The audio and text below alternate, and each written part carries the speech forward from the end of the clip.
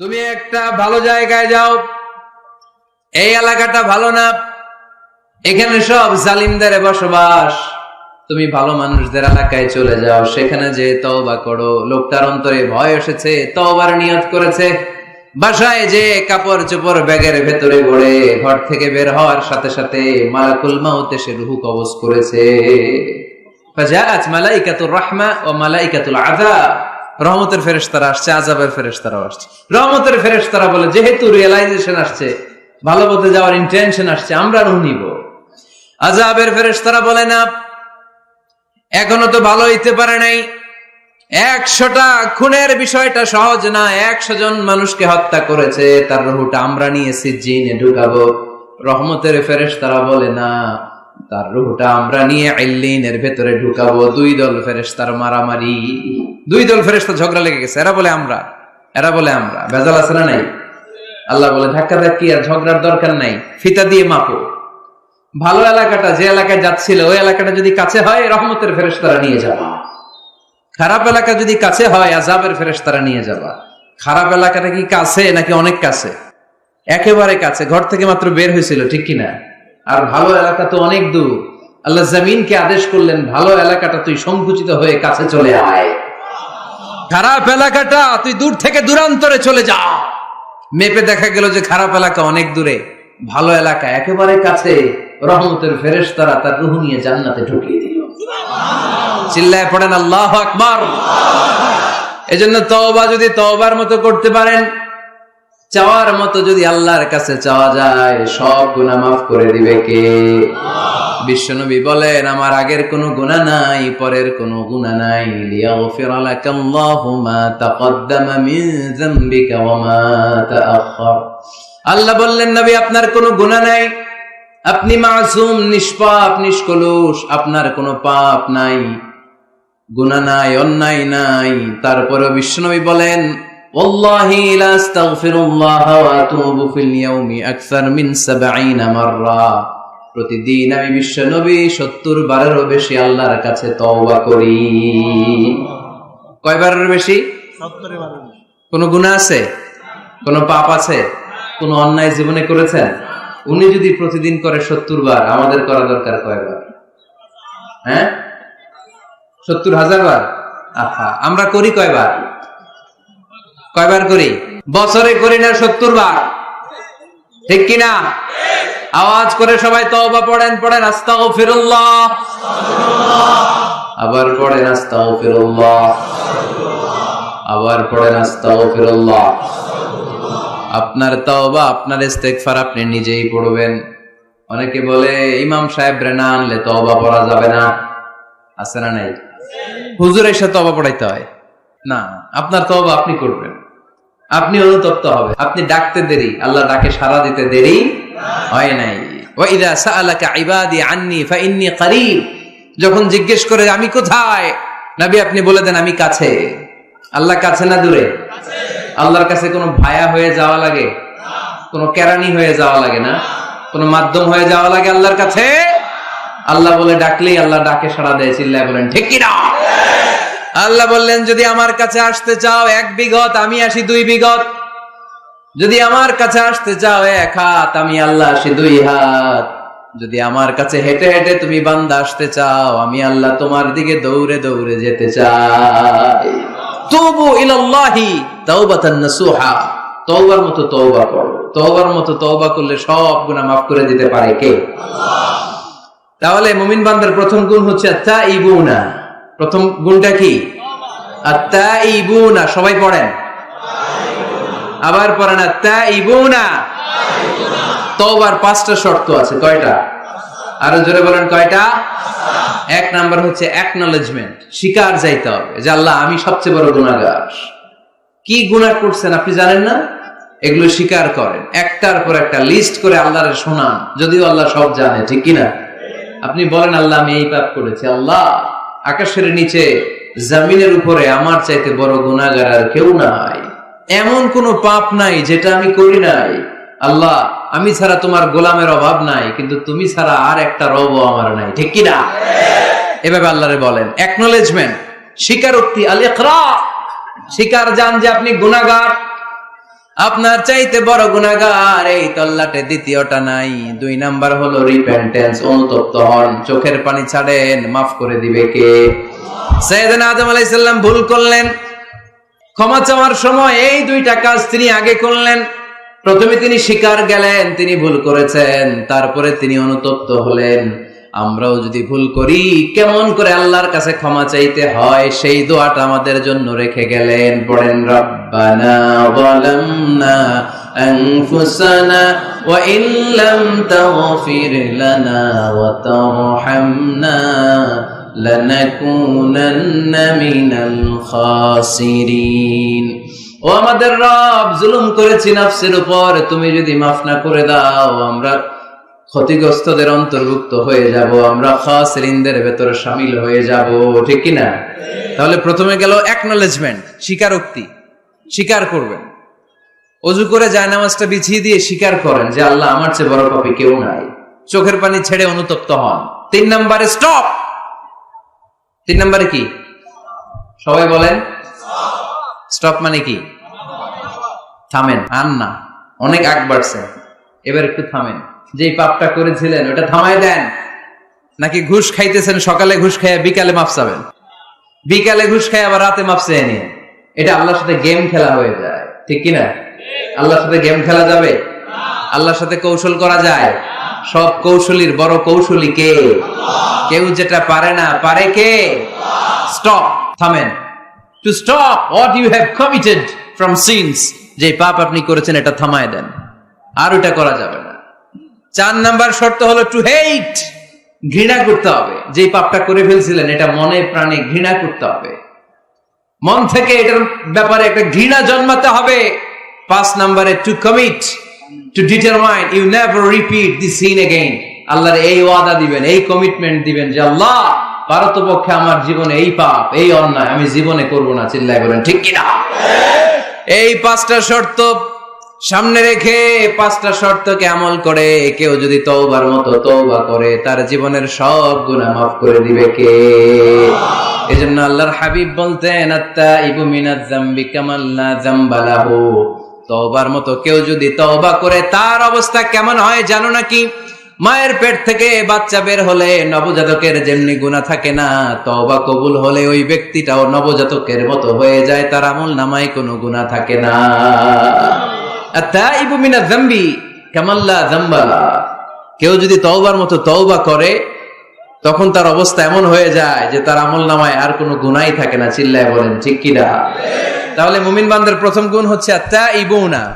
আওয়াজ করে বলেন প্রথম গুণ কি? আরো জোরে বলেন প্রথম গুণ। যে কোনো সময় আপনি আল্লাহরে ডাকবেন, আল্লাহ শুনবে 24/7, কোনো বন্ধ নাই। বারবার চাইলে আল্লাহ খুশি হয়। দুনিয়ার নিয়মের উল্টো, এ দুনিয়াতে কারো কাছে বারবার চাইলে খুশি হয় না, রাগ হয়। আমি হুজুরের কাছে গেলাম, হুজুর আমার একটু টাকা পয়সার সমস্যা, 500 টাকা দেন। হুজুর দিলেন। 7 দিন পরে আবার, হুজুর একটু সমস্যা আছে, 500 টাকা। হুজুর লজ্জায় পড়ে দিলেন। তার 7 দিন পরে আবার, হুজুর আমি একটু বিপদে আছি, 500 টাকা দেন। ওই দিন মনে মনে ভাববে ঘটনা কি, এর সমস্যা কি, তাও লজ্জায় পড়ে দিয়ে দিল। তারপরের বার গেলে দিবে, লাঠি দিয়ে দৌড়ানি দিবে। কি পাইছো তুমি? কি পেয়েছো?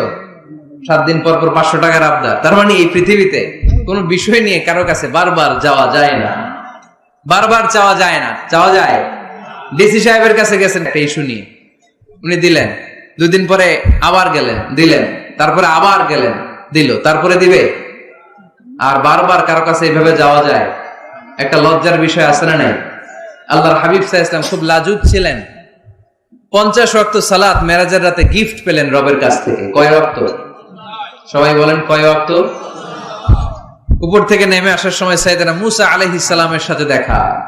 মুসা আলাইহিস সালাম বললেন, কি পেয়েছেন? 50 ওয়াক্ত সালাত পেয়েছি। মুসা আলাইহিস সালাম বললেন, আপনার উম্মত পড়বে না, আমি জানি, কারণ আমি তো আপনার আগে দুনিয়ায় এসেছি, আমার ফিল্ড ওয়ার্কের অভিজ্ঞতা বেশি। আমার অভিজ্ঞতার আলোকে আপনারে বলি, পড়বে না, একটু কমায় আনেন, ভালো হবে। আল্লাহর হাবিব গেলেন, কমায় দেয়া হলো 5 ওয়াক্ত, হলো 45 ওয়াক্ত। মুসা আলাইহিস সালাম বললেন পড়বে না, আবার যান। আবার গেলেন, 5 ওয়াক্ত কমায় দেয়া হলো 40 ওয়াক্ত। মুসা আলাইহিস সালাম বললেন পড়বে না, কমায় আনেন, ভালো হবে। কমায় আনা হলো 35 ওয়াক্ত। এভাবে 9 বার। কয়বার?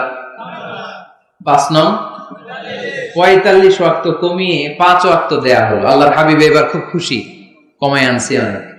5 ওয়াক্ত নিয়ে যখন সাইয়েদনা মুসা আলাইহিস সালামকে ক্রস করছেন, সাইয়েদনা মুসা আলাইহিস সালাম বললেন, কি খবর, কত পাইলেন? 5 ওয়াক্ত। মুসা আলাইহিস সালাম বলে, এইটাও পড়বে না।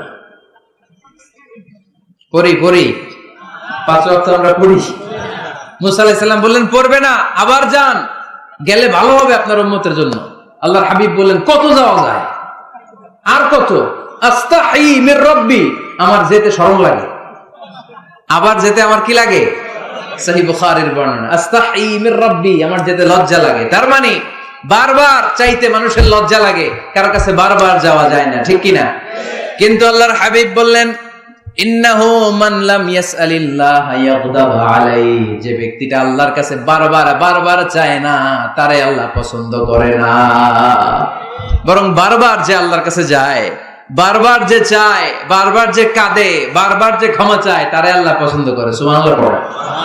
এজন্য দুনিয়ার নিয়মের উল্টো, দুনিয়ায় বারবার যাওয়া যায় না, দুনিয়ার বুকে বারবার চাওয়া যায় না, কিন্তু আল্লাহর কাছে বারবার গেলে, বারবার চাইলে আল্লাহ এই বান্দার উপর বেশি খুশি হয়ে যায়। সুবহানাল্লাহ পড়ো।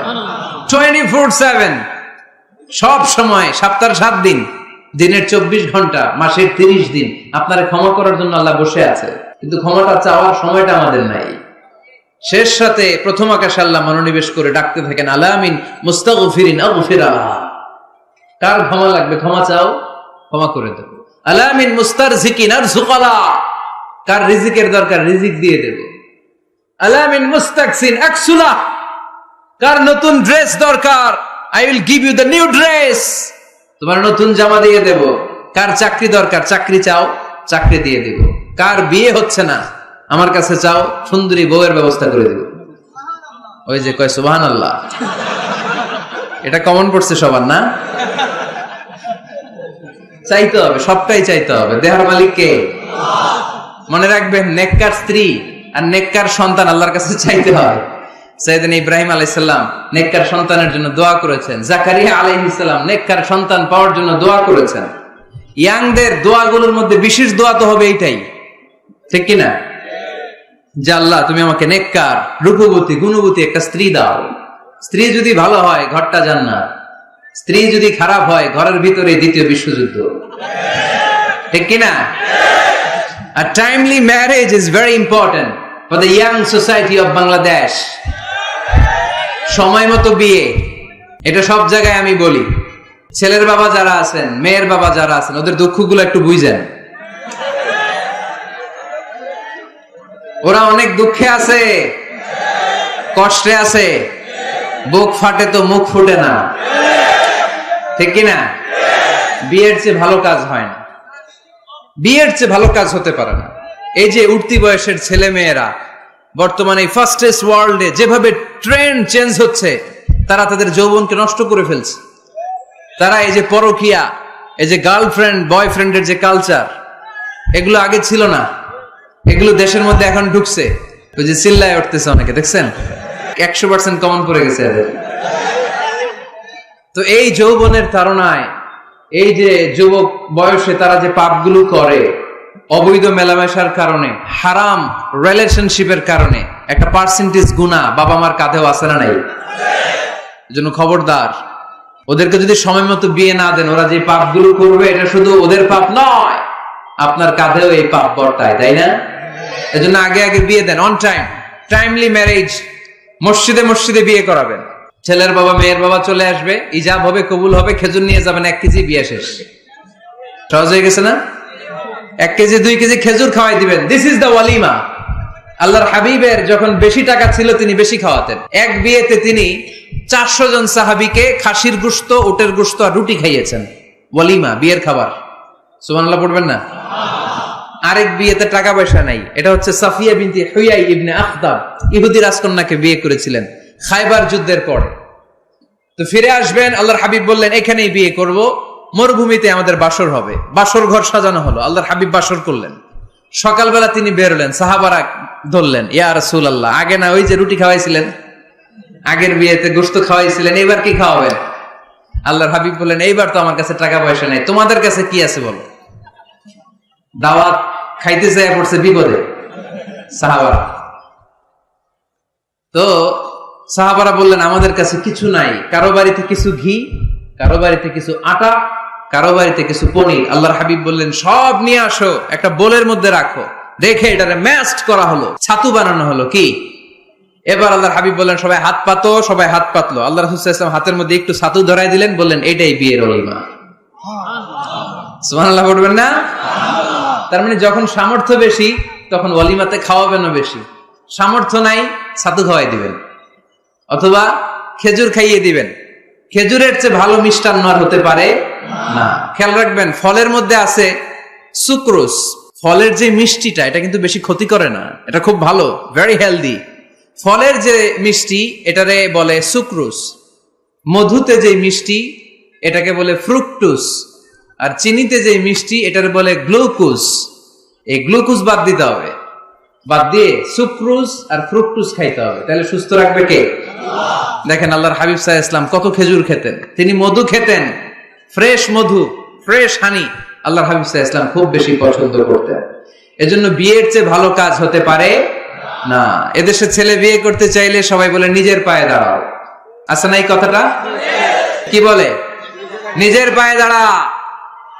আপনি নিজের পায়ে দাঁড়াবেন, এভাবে দাঁড়ায় বলবেন এই যে দেখেন নিজের পায়ে দাঁড়াইছি। তো এতদিন ছেলে কার পায়ে দাঁড়াইছে? নিজের পায়ে তো দাঁড়াইছে। বিয়েটাকে সহজ করেন।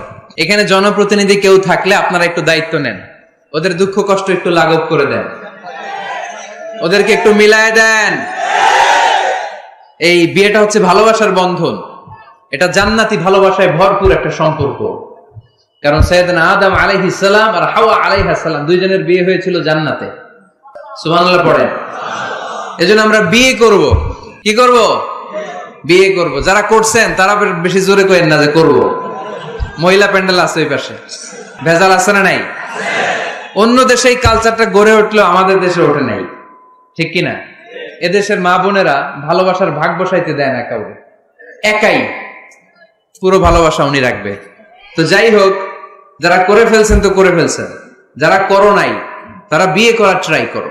বিয়ে কখনো কারো সফলতা আটকে রাখে না। যত বড় বড় মনীষী বিজ্ঞানী খেয়াল করে দেখো আগে বিয়ে করছে। আমাদের এই স্বাধীনতার স্থপতি বঙ্গবন্ধু শেখ মুজিবুর রহমান খুব অল্প বয়সে বিয়ে করেছেন, ঠিক কিনা? কাজী নজরুল অল্প বয়সে বিয়ে করেছেন, মহাত্মা গান্ধী অল্প বয়সে বিয়ে করছেন। বিয়ে সফল হওয়াতে কি ওনাদের কোনো বাধা বা প্রতিবন্ধকতা তৈরি করছে? ওনারা তো সফল হয়েছে। সমস্যাটা যেখানে ওনারা বিয়ে করে সফল হয়েছে, আমরা সফল হয়ে তারপরে বিয়ে করতে চাই, ঠিক কিনা? এটাই বুঝতে চাই না যে সফল হওয়ার মাধ্যম হচ্ছে তাড়াতাড়ি বিয়ে করা। তাড়াতাড়ি বিয়ে করা, ইউগনিহিমুল্লাহ মিন ফাদলিহি। যারা বিয়ে করবে আল্লাহ নিজ দায়িত্বে তাদেরকে সম্পদশালী বানায় দিবে। এজন্য আন-নিকাহ মিন সুন্নতি ফামান রাগিবা আন সুন্নতি ফালাইসা মিন্নি। বিয়ে আমার সুন্নাত, আমার সুন্নাতকে যে ভালোবাসে না সে আমার ফলোয়ার হতে পারে না। বিয়ের কথা বললে আনন্দ আসে, মুখে হাসি আসে, প্রাণের মধ্যে উচ্ছ্বাস জাগে, ঠিক কি না? তাযাওয়াজু আল ওয়াদুদ আল ওয়ালুদ ফাইন্নী মুকাসিরুন বিকুম আল উমাম। সুন্দরী নারী দেখে, যে নারী বেশি সন্তান জন্ম দিতে পারে এরকম মেয়ে দেখে বিয়ে করো। বেশি সন্তান তোমরা নাও, কেননা আমার বেশি উম্মত হলে কিয়ামতের দিন আমি আমার উম্মতকে নিয়ে গর্ব করে দাঁড়িয়ে যাব। আল্লাহর হাবিব বললেন এই 1000 কোটি লোক আমার উম্মত। আল্লাহু আকবার। তাহলে বিয়েতে কোনো অকল্যাণ নাই। চেয়ারম্যান সাহেব যদি থাকেন, এমপি সাহেব যদি শুনে থাকেন, আপনি এই জন্য তো কথাবার্তা করেন, চুপচাপ করে বসে আছে। কি নাম ভাই? টিপু সুলতান। মাশাআল্লাহ। টিপু ভাই, আপনি এই ব্যবস্থাটা নিবেন, আপনার দায়িত্বে। আপনার দায়িত্বে এই অভাগাগুলার রেখে গেলাম,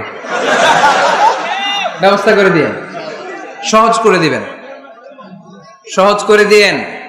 ছেলে যদি মেয়েকে পছন্দ করে, মেয়ে যদি ছেলেকে পছন্দ করে, ছেলে যদি নামাজি হয়, মেয়ে যদি ভদ্র হয়, বাদ সাধবেন না, ঝামেলা করবেন না, বিয়ে দিয়ে দেন। কল্যাণ আছে না নাই? এজন্য বিয়েটাকে সহজ করবেন। যে সমাজে বিয়ে সহজ ওই সমাজে জিনা কঠিন, যেই সমাজে জিনা সহজ ওই সমাজে বিয়ে কঠিন। আমার দেশে জিনা করা সহজ না কঠিন? বিয়ে করা বিয়ে করতে এই লাগে ওই লাগে, ব্যাংক ব্যালেন্স লাগে, ফ্ল্যাট লাগে, 10 লক্ষ টাকা মোহরানা লাগে, জিনা করতে কিচ্ছু লাগে না।